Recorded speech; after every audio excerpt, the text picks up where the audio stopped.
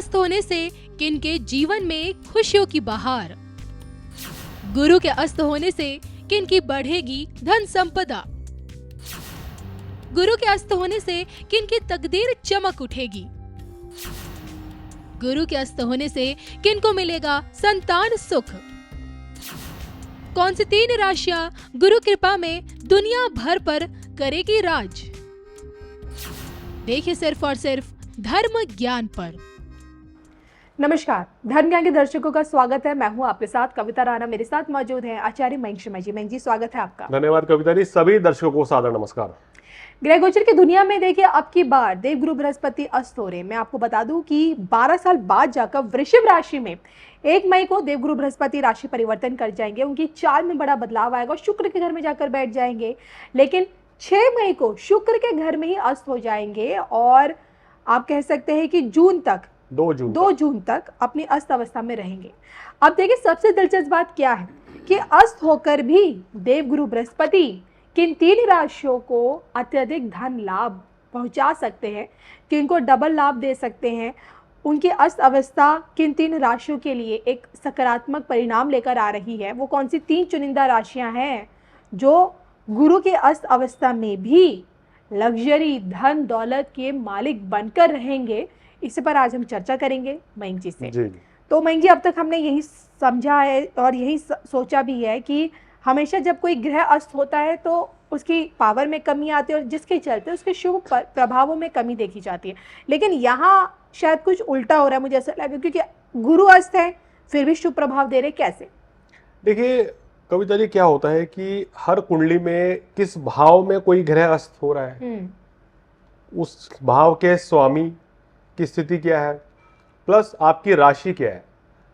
अब देखिए, इस समय गुरुदेव बृहस्पति जो है 6 मई से 2 जून तक अस्त अवस्था में रहेंगे और अस्त अवस्था में रहने से अधिकतर राशियों को परेशानियां रहती है। तो कुछ राशियों को तो ये काफ़ी मतलब कहते हैं कि एकदम से अस्त होकर परेशानी करते हैं। कुछ राशियों के लिए मध्यम रहता है, उनको कुछ लाभ मिलता है, कुछ थोड़ी परेशानी रहती है। लेकिन इनमें भी कुछ चुनिंदा राशियां ऐसी बनती हैं जिनको इस समय बड़ा ज़बरदस्त लाभ मिलता है। तो इस भाव में ये ग्रह बैठा है जिसके चलते वो शुभ फल देने के लिए मजबूर हो जाएगा। तो इसलिए आज हम इन्हीं 3 राशियों की चर्चा लेकर आए हैं कि जब भी कोई ग्रह इन पर्टिकुलर भाव में बैठकर अस्त होता है जी, या कहते हैं कि बकरी होता है, तो ज़बरदस्त धन लाभ दे देता है और आपका काम कारोबार चमका देता है। अचानक से आपको बड़ा विशेष लाभ मिलता है। तो इसलिए बृहस्पति का अस्त होना हर किसी के लिए नुकसानदायक हो ऐसा नहीं होता है।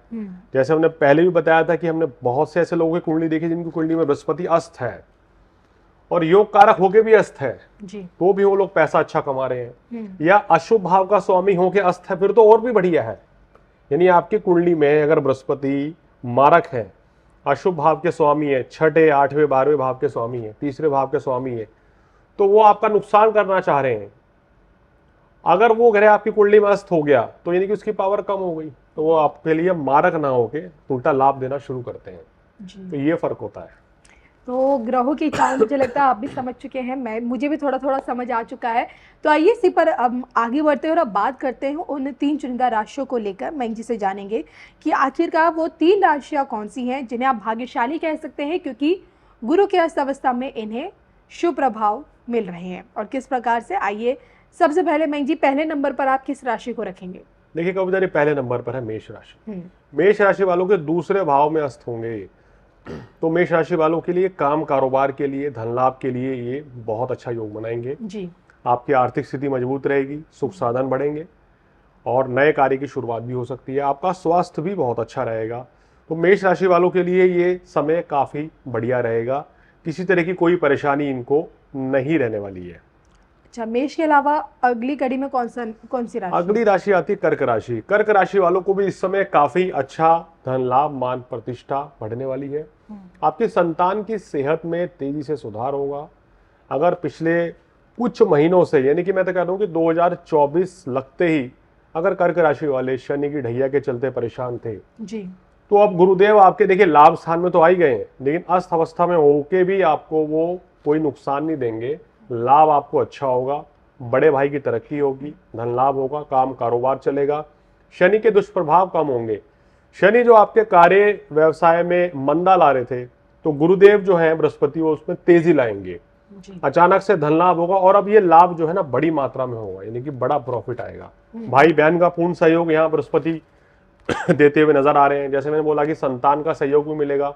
अगर आपकी संतान विवाह योग्य है तो रिश्ता भी उनका आने वाले समय में तय हो सकता है, या कहीं ना कहीं बात चल सकती है। कुल मिला के देखा जाए तो भाई कर्क राशि वालों के लिए ये जो समय रहेगा ये काफी अच्छा रहेगा, और as well as good for married life also, क्योंकि शनि अष्टम भाव के चलते आपके वैवाहिक जीवन में तनाव चल रहा था, लेकिन अब गुरु की दृष्टि पड़ जाएगी वैवाहिक जीवन पे, तो ये आपके वैवाहिक जीवन को, पार्टनरशिप को, काम कारोबार को और मजबूत ही करेंगे। चलिए, पहले नंबर पर आपने मेष को रखा, दूसरे नंबर पर आपने कर्क राशि बताई, तीसरे नंबर पर वो भाग्यशाली राशि कौन सी है? तीसरे नंबर पर राशि है कविता जी तुला राशि। तुला राशि वालों के अष्टम भाव में बनेगा। अब तुला राशि में मैंने कहा ना बृहस्पति अकारक होते हैं, शुभ कभी नहीं करते हैं। अक्सर देखा गया है कि अगर तुला राशि में, अगर आपकी कुंडली में, आपकी मान लीजिए तुला लग्न है या तुला राशि है, और आपकी कुंडली में बृहस्पति वक्री है, अस्त है, तो वो सामान्य से ज्यादा बढ़िया लाभ आपके लिए रहता है जी। तो यहाँ अस्त बृहस्पति आपको क्या करेंगे, एक तो स्वास्थ्य अच्छा कर देंगे, शत्रु बाधा से मुक्ति मिलेगी, धन लाभ बहुत अच्छा रहेगा। नौकरी व्यवसाय में परिवर्तन करना चाहते हैं तो उसके लिए श्रेष्ठ समय है ये, तकरीबन 2 जून तक का। अचानक से बड़ा धन लाभ ये दे सकते हैं, और आपकी आर्थिक स्थिति को बहुत मजबूत करेंगे। जो लोग धर्म, कर्म, ज्योतिष, वास्तु या टैरो कार्ड रीडर या हीलर हैं या धर्मगुरु हैं, उनके लिए ये जो गोचर है बहुत ही शानदार है। उनकी लोकप्रियता, मान प्रतिष्ठा बढ़ेगी, और व्यापार में भी आपको अच्छा खासा लाभ मिलेगा। जो लोग नए कार्य की शुरुआत करना चाहते हैं, ये उनके लिए सुनहरा मौका रहेगा जी। तो नए कार्य की शुरुआत भी कर सकते हैं। शनि देव भी आपके बहुत ही शुभ हैं। शनि देव जो है बड़ी अच्छी स्थिति बना रहे हैं, शनि लाभ दे रहे हैं, तो गुरु उस लाभ को और बढ़ाएंगे। तो यहाँ ये फायदा तुला राशि वालों को मिलेगा। तो खासकर तुला राशि वाले अगर आप व्यापारी हैं तो इस समय का तकरीबन 28 दिनों का पूर्ण फायदा आपको उठाना चाहिए। यानी कि 6 मई के बाद गुरु के अस्तर होने के बावजूद भी किस प्रकार से इन 3 चुनिंदा राशियों को गुरु के शुभ प्रभाव मिलेंगे, जिसमें पहले नंबर पर मयंक जी ने मेष बताया, दूसरे नंबर पर कर्क बताई, और तीसरे नंबर पर तुला राशि। अब जो बाकी बची रह गई राशियां उनको भी फटाफट से ले लेते हैं। जैसे हमने, अगर आपको याद हो, पिछले वीडियो में मिथुन, कन्या, धनु और मीन को तो ले लिया था, क्योंकि इनके गुरु अस्त हो गए, तो इनके लिए थोड़ी सी परेशानी थी।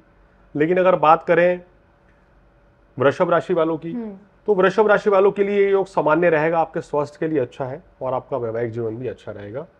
और इसी तरीके से सिंह राशि वालों के लिए थोड़ा मिला जुला रहेगा।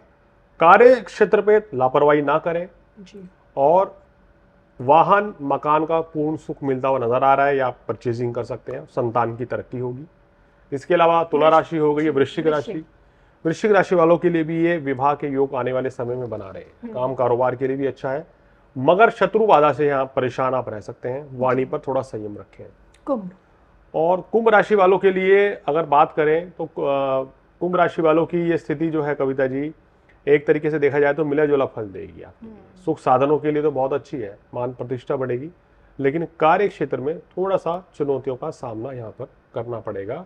तो ये स्थितियाँ यहाँ बनती हुई नजर आ रही है। तो ये आज हमने आपको बता दिया है कि किन राशियों को, 3 राशियों को तो विशेष लाभ, और बाकी राशियों को सामान्य लाभ, यानी कुछ अच्छा कुछ मिला जुला। ऐसी मकर राशि भी रह गई है।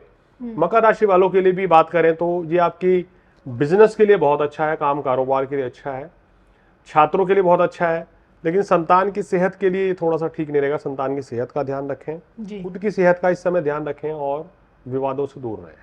चलिए, तो इसी के साथ मुझे मयंक जी को दोनों को दीजिए इजाजत। नमस्कार।